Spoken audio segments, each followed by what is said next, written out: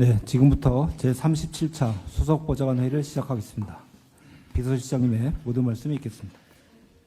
네, 지난 5월 5일 0시경 인적이 드문 보행로에서 귀가하던 10대 여학생이 일면식도 없는 20대 남성에게 살해되고 이를 제지하러 온 10대 남학생도 크게 다치는 사건이 발생했습니다. 너무나 안타까운 일입니다. 고인이 된 피해 학생의 명복을 빕니다.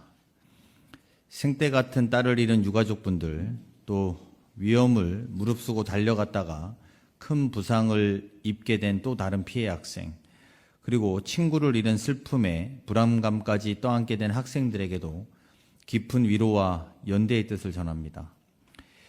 해당 지역 고등학생들을 중심으로 가해자 엄벌을 촉구하는 성명서가 잇따라 발표되고 있습니다.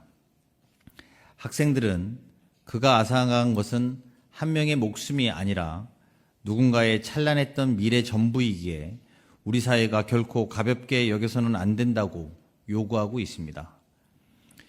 경총 통합수석께서는 피해 학생의 유가족과 부상을 입은 학생의 가족들을 직접 만나 정부 차원의 위로를 전하는 한편 필요한 조치가 신속하게 이루어지도록 각별하게 챙겨주시기 바랍니다.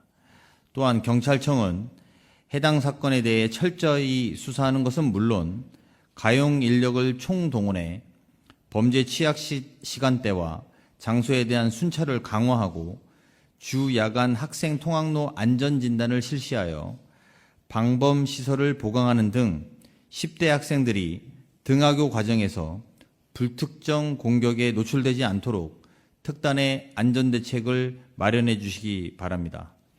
다시 한번 고인의 명복을 빕니다. 중동전쟁이 오늘로 73일째입니다. 정부는 전쟁이 발발한 이후 석유 최고 가격제, 유류세 인하 등 물가 안정을 위한 조치를 신속하게 시행했습니다.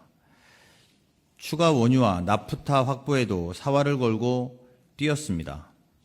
이런 노력이 조금이나마 효과를 나타내 전쟁의 충격이 본격화된 4월에도 소비자 물가 상승률을 2.6%로 수준으로 억제할 수 있었습니다.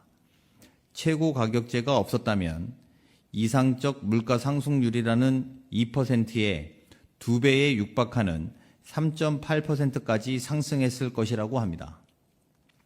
하지만 물가와의 전쟁은 이제 시작일 수 있습니다.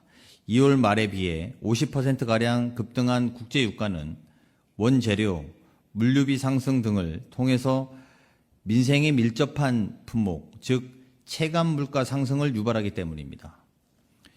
여기에 더해 슈퍼사이클에 진입한 반도체 분야는 수출액이나 몇몇 기업들의 실적이 한마디로 역대급 수준입니다. 다만 이런 깜짝 실적과는 무관한 대다수 서민과 취약계층에는 소외감을 더해서 다가올 체감 물가의 상승이 더욱 뼈아플 수 있다고 판단하고 있습니다.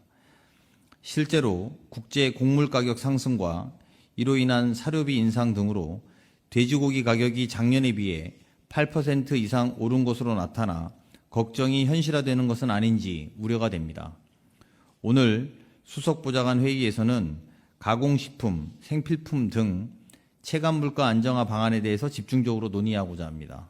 특히 국제유가 인상을 빌미로 실제로 발생한 가격 인상 요인에 비해 과도하게 소비자 가격을 올리는 행위는 원천 차단해야 될 것입니다. 체감 물가 상승으로 인한 국민들의 어려움이 우려되는 상황에서 전쟁이나 국제유가 등 대외 여건만 탓하고 있어서는 안 될 것입니다. 농식품부, 해수부, 산업부, 식약처 등 각 품목 담당 부처들과 시장 질서를 유지하는 공정위는 무거운 책임감을 가지고 서민 물가 안정에 총력을 기울여 주시기 바랍니다. 이상입니다.